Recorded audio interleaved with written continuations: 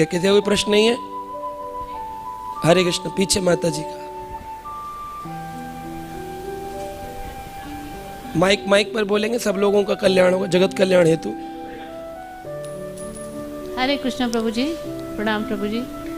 प्रभु जी, ये समझ में आया कि हमें ऐसे तुलना नहीं करनी चाहिए, लेकिन सामान्यतः क्या होता है, जैसे हम एक दूसरे को बताते हैं कि उनका प्रवचन बहुत अच्छा है, उनकी उससे हमें बहुत तो हम एक दूसरे को बताते हैं, है ना, तो थोड़ी बहुत तो चर्चा कर ही लेते हैं प्रभु जी। तो ये भी फिर हमें नुकसान देती है, क्योंकि हम जिस समाज में हैं वहाँ के आचार्यों को सुनते हैं, तो थोड़ा बहुत तो निंदा की उससे नहीं, कि एक दूसरे को बताने के लिए या खुद के लिए नहीं, तो गुण की चर्चा कर रहे हैं ना आप। तो गुण की चर्चा तो बोला गया करने के लिए कि उन्होंने इतना अच्छा प्रवचन दिया, उनके पॉइंट्स इतने अच्छे हैं, उनका इतना अच्छा है। लेकिन किसी ने अगर खराब बोला उसकी चर्चा ना करो कि आज उन्होंने ऐसा खराब बात बोल दी, ऐसा कर दिया।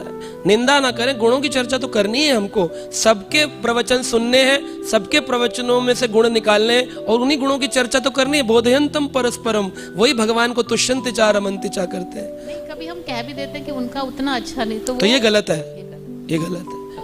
क्योंकि भगवान जितनी भरी चाबी राम ने उतना चले। हाँ, प्रभु जी कह रहे हैं, प्रभु जी अच्छा दे रहे हैं प्रवचन, ये मेरा गुण है, ये भगवान जो भी बुलवा रहे हैं वो भगवान बुलवाते हैं। जो भी हम करते हैं, जिस दिन हमें ये भान हो गया हम कर रहे हैं, तो फिर तो सब गड़बड़ हो गया।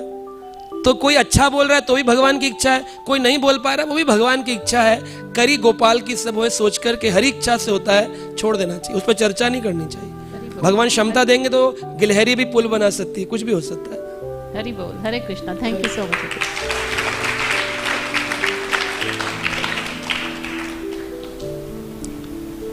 ये हाँ प्रभु जी। हरे कृष्णा प्रभु जी। प्रभु जी, मेरा सवाल ये है कि जब हम चर्चा कर रहे हैं कि जब हमारा कोई निंदा करता है, क्रिटिसाइज करता है, तो हमें शांत रहना चाहिए, बट कहीं ना कहीं हम उसको पॉजिटिव वे में भी तो ले सकते हैं कि हाँ हमारे अंदर ये कमी है, तो इससे हमें अगर ले सके तो बहुत अच्छा है। लेकिन जहाँ पे बोलते हैं, अगर मैं किसी भक्त को बोलूं प्रभु जी आइए आपको थोड़ा फीडबैक चर्चा करना था, इसका मतलब क्या होता है?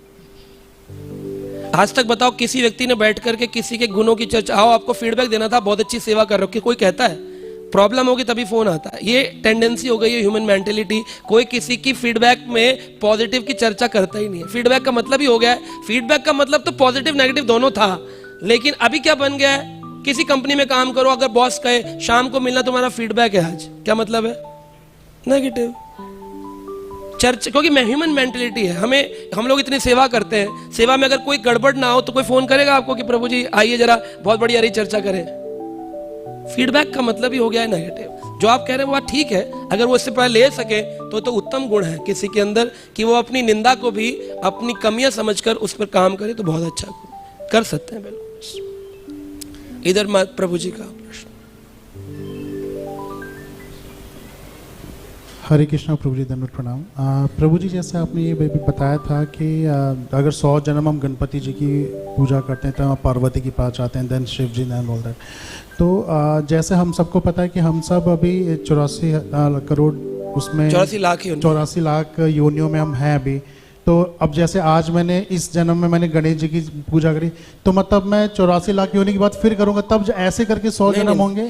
मनुष्य बन गया और उसने भक्ति का मार्ग ले लिया, किसी भी प्रकार का देवी पूजा लिया या तमोगुणी पूजा, रजोगुणी, वो मनुष्य बनेगा अगर वो किसी भक्त के प्रति अपराध नहीं करता है। गोस्वामी तुलसीदास जी ने संशय, एक पुस्तक है रामचरितमानस के संशय निवारण, एक अलग पुस्तक लिखी है। रामचरितमानस पर जो प्रश्न उठे हैं उसका संशय निवारण क्या है, तो उसमें बोल रहे हैं कि शिव जी का भक्त था रावण। हम लोग कोट भी करते हैं, रावण ने शिव जी का इतना जल चढ़ाया, फिर भी देखो राम जी के द्वारा मारा गया।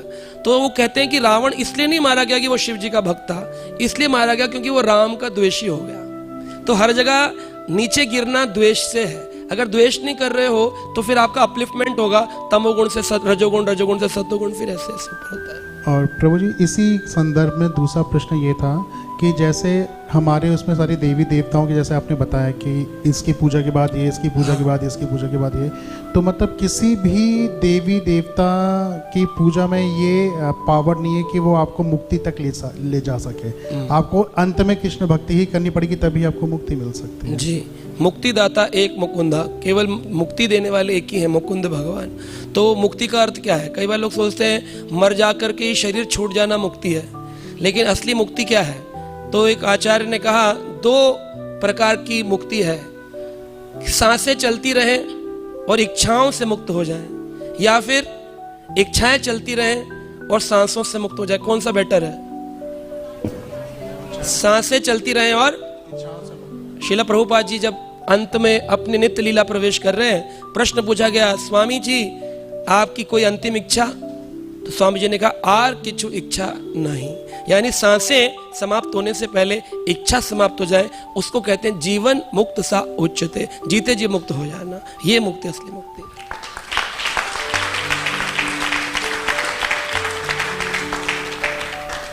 प्रभु जी प्रभु जी। हरे कृष्णा प्रभु जी। प्रभु जी आपने बताया कि जो ज्ञान हम सुनते हैं अगर उसको दूसरे में बताते हैं तो वो फिर विज्ञान में परिणत होता है। तो किसी के अंदर ये योग्यता नहीं है कि दूसरे को बता सके, वो क्वालिटी नहीं है, तो क्या करे फिर वो? सबके अंदर है। आपको परेशानी होती है तो डॉक्टर के पास जाके बताते हो कि नहीं? ऐसा कोई भी व्यक्ति नहीं है जो बोलता ना हो, हर व्यक्ति बोलता है। जो बोल नहीं सकता वो लिखता है। कितने व्हाट्सएप पर मैसेज जय श्री राधे गुड मॉर्निंग के फॉलोट होते हैं। सब लोग बोल रहे हैं, कुछ लिख रहे हैं। तो किसी भी प्रकार से भगवान के प्रचार कार्य में, चाहे पुस्तक वितरण करके करें, चाहे व्हाट्सएप मैसेज भेजकर करें प्रचार कार्य में, या किसी इस्कॉन द्वारका की यूट्यूब वीडियो को फॉरवर्ड करें, कुछ भी सेवा प्रचार कार्य की सेवा है। अगर किसी एक भी व्यक्ति को आपने कृष्ण भावनाओं के बारे में कुछ भी बताया, वह भगवान का प्रचार ही तो हुआ है कि नहीं? इतना तो बोल ही सकते हैं। कथा ना कर सके तो कुछ तो कर सकते है कि नहीं? हरे कृष्ण प्रभु जी। एक क्वेश्चन मेरा भी है प्रभु जी, जैसे हम कहीं जाते हैं और जिसके घर में शिव जी भी हैं, पार्वती और दुर्गा जी भी हैं, काली भी रखी हो, कहता है प्रभु जी मेरा अल्टर देख लीजिए, क्या हम उनको सजेशन दे सकते हैं कि आप कृष्ण को ऊपर रखो या इसको? तो क्या ये पाप है या नहीं? नहीं, किसी को सजेशन तब तक नहीं दिया जाए। भगवत गीता में भगवान कह रहे हैं जब तक कोई व्यक्ति इंक्लाइंड नहीं है, शरणागत नहीं है आपके। भगवान ने मद भक्तेषु अभिधास्यते, मद भक्तु, जो मेरे भक्त हैं उनको देना है ज्ञान। भगवान ने कहा कि सर्व भक्तेषु अभिधास्यते, तो मद भक्त जो भगवान के भक्त हैं उन्हीं को बताना। अगर वो बोले हम कृष्ण भक्ति करना चाहते हैं, हमें गाइड करिए स्वामी जी, प्रभु जी, तो फिर आप उसे गाइड कर सकते हैं। वो गाइडेंस नहीं मांग रहा, आप बोलेंगे अगली बार दरवाजा बंद कर देगा आपके लिए, है ना? शिक्षा उसी को देनी चाहिए। सीख दीजिए बाय जाए सीख सुहाए, सीख दीजिए बंदर को तो बया का घर जाए। एक बया चिड़िया थी, उसने बोला बंदर भैया आप भी पेड़ पे रहते हो, हम भी पेड़ पे रहते हैं, हमने घोंसला बनाया, आप भी घर बना लो, बारिश आने वाली है। बोला ओके ओके। 2-3 बार जब उसने टोक दिया, उसको गुस्सा आ गया। उसने क्या किया, उसी बया का घर ही घोंसला तोड़ के फेंक, अपना तो बनाया नहीं, उसका और तोड़ दिया। तो इसलिए सीख दीजिए बाय जाए सीख सुहाए, सीख दीजिए बंदर को तो बया का घर। इसलिए बेटर है सीख उसको देनी है जो सीख सुनने को तैयार हो। हर एक को ज्ञान झाड़ने की जरूरत नहीं है, आचरण में लेके आओ, अपने आप ही लोग आपको पालन करेंगे। ठीक है? हरे कृष्णा प्रभु जी, धन्यवाद प्रणाम। मुझे अभिषेक प्रभु जी का पहला क्वेश्चन था कि जो 84 लाख योनि का नहीं आपने मना किया, तो जो मनुष्य की 4000 योनियां हैं उनमें 4 लाख 4 लाख, तो उसमें भ्रमण करना पड़ता है कि फिर उसमें भी कुछ लिमिटेड है? बिल्कुल है। अब नॉनवेज खाने वाला है, या तो पशु बनेगा या तो अफ्रीका में जाएगा मगरमच्छ खाएगा, है तो चाइना में जाएगा। कहते हैं we eat whatever moves, वो जो भी चलता फिरता है वो खाते हैं। तो ऐसी जगह आप पे जन्म लेगा अपने गुणों के अनुसार। भगवान ने बोला कारणम गुण संगो अस्यो सद असद योनि जन्मसु, जिन गुणों का संग करेंगे उन्हीं अनुसार योनि परिवर्तन होगा। आप चाह रहे हैं तो उसी प्रकार से खा रहे हैं। जैसा भोजन आहार शुद्ध हो, सत्व शुद्धि, सत्व शुद्धि, जीवन मुक्ति, आहार परिवर्तन हो गया, सब परिवर्तन हो जाएगा। तो जैसा खा रहे हैं, जैसा बोल रहे हैं, जैसा संग कर रहे हैं, वैसी योनि तैयार हो रही है आपके।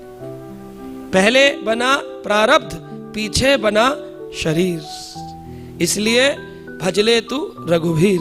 भगवान का भजन करने को बोला। पहले प्रारब्ध बनता, कर्म इकट्ठे होते हैं, संचित कर्म, उसके बाद शरीर का निर्माण होता है। ये नहीं होता शरीर बन गया अब इसमें कर्म डाले जा रहे हैं, ऐसा नहीं होता। रिचार्ज बाद में नहीं होता, पहले रिचार्ज हो रहा है फिर मोबाइल खरीदा जा रहा है ना?